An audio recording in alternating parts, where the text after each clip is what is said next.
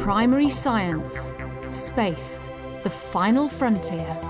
There's a lot of different things in space, like planets, stars and moon, and it's this weird, different. I think it's really amazing.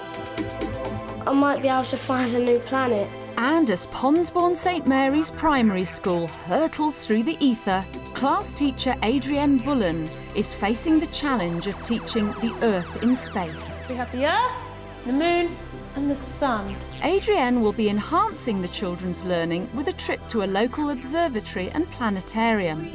But within the limits of the classroom, she's finding out what her class already know by asking them to sort out a set of statements. Work out which ones are true, which ones are false. If you're not sure, put them in the red. No light on the dark side of the moon. There isn't, because the moon only goes like that. Grace, is this true or false? The children have been recording how their shadows change on the playground. It may look like one small jump for Fred, but it's a giant leap in investigating the Earth and Sun and night and day. This is my second year of teaching now. Last year was my NQT year. I like teaching because I try and make it as exciting as possible for the children, because I remember some lessons as a child, the teachers were just so boring. I thought, I want to make teaching exciting and alive. So we're looking at our shadows. We went out every hour and we looked at our shadows and drew around our shadows again to see if they had changed. Did they change at all? Danielle? Yeah. They did change. Excellent. Can you describe how they changed? They moved right and they got smaller. Excellent. We went out there all morning and towards lunchtime our shadows got smaller. And there's also Adrienne has a clear set of learning objectives and key words for the children to use. But teaching huge concepts of space are a challenge. It's quite difficult because it's really far away and you've got to find out everything about space. You've got to learn a lot, all about the moon, sun, planets, stars and all that. I like all the planets, but it's a bit complicated with all the satellites and everything. Which way the sun sets and rises, because that's quite confusing. I get confused with that. What do you think the torch is going to represent? Jade? With the teaching assistant's help, Adrienne set up a carousel of day and night activities, using props, a mock news report, and exploring day and night in different parts of the world. Her aim is to get all the children actively involved in thinking about the movement of the Earth, Sun and Moon. I always try and incorporate some kinesthetic learning into the teaching, some visual way of the children to move around and pretend to be. I also try and incorporate a visual aspect, whether it be diagrams, drawings, pictures of the things, and also including some reading, and research is always a good idea for the older children. So, should we have a picture of the sun first to show them? Yeah, and then 5 seconds later, the moon comes up. It's a bit better doing activities because it's more active and it's more fun. What I like best about science is that you can experiment all different things and you can try out new things. Children enjoy activities more than just reading or doing writing. Gets you more involved and you learn. And then the moon goes round the Earth. By making themselves into the Earth and spinning round, the children can see that day and night happen simultaneously in different parts of the world. What time would it be in Australia? Midday. Max, what time would it be in Great Britain? Midnight. We learn about night and day and how night and day comes and everything, by the Earth spinning on its axis. Because we're acting it out and we're all involved, then we can learn it easier.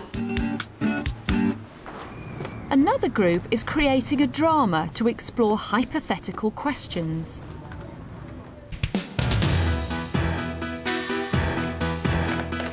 Welcome to the 12 o'clock news. I'm Reese and this is Emily. Planet Earth slows down. Will it ever stop? Just a second ago, we were told by astronomers at NASA that planet is starting to rotate at a much slower rate. People have started to ask many questions. Will it ever stop? and what will it mean for us? We came up with if the world did start spinning slower, what would actually happen to it? And we thought about if the gravity slowed down a bit, people might go floating up into space, and when they walk they might bounce a bit on the ground. So what do you think of the news that planet Earth is slowing down? I'm way angry. I already have to spend 6 hours at school, and now I might even have to spend more time working. The children's imaginations are providing the answers at the moment. When they meet a real astronomer, they'll be able to learn more.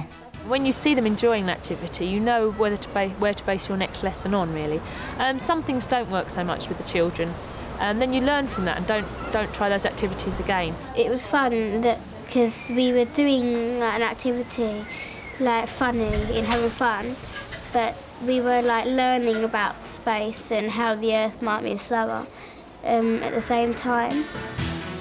When they had to write their news report, they had to think about what would happen if the Earth started to spin more slowly. They needed quite a bit of prompting with that to think how would it actually change their life.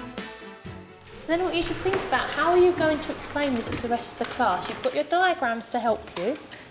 Using your diagrams, I want you to think, how are you going to tell the rest of the class about this and explain to them how we get midday, midnight. Think about which side of the Earth should be facing the sun. Should it be the light side or the dark side? As well as using imaginative drama, the children are making a labelled diagram to show what they've learned. Move the paper, would that help?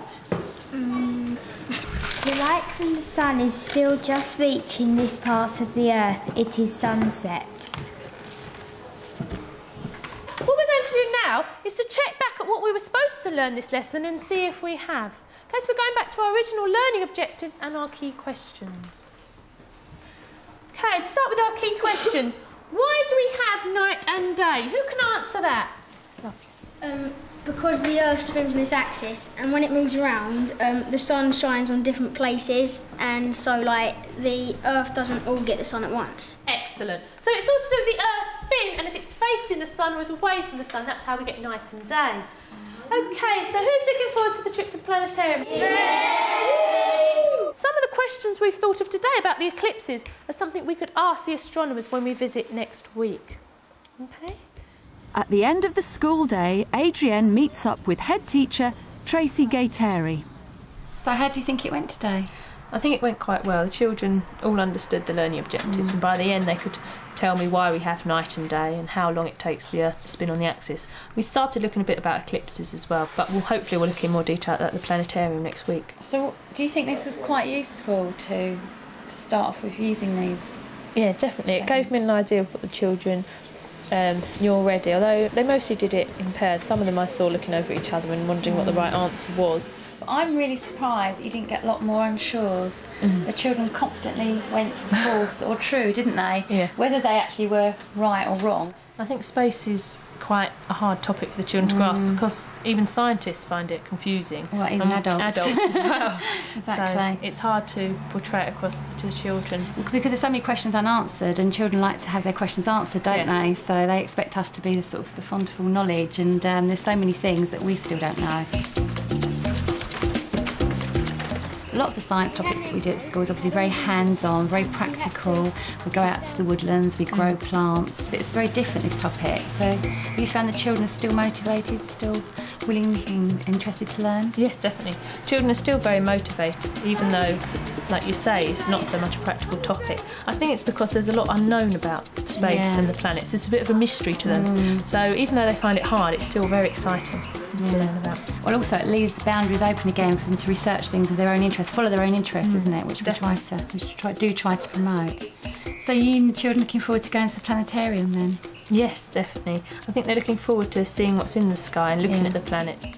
Reflecting on the lesson points up for Adrienne just how challenging teaching about Earth in space is, and how valuable it is to have a more direct experience.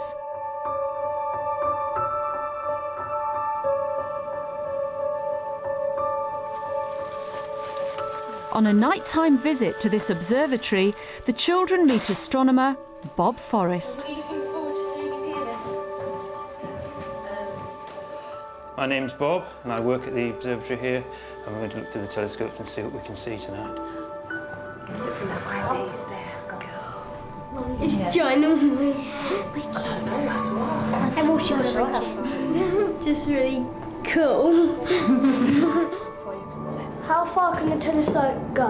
Well, we can see for a very long way indeed. We can see all the planets in the solar system, we can see lots of stars beyond the planets, and we can even see other galaxies, as we call them, way, way away. So we can see a tremendous distance. Are you looking for a star or a planet? Well, I'll let you decide that. You can go up and have a look and see what you think.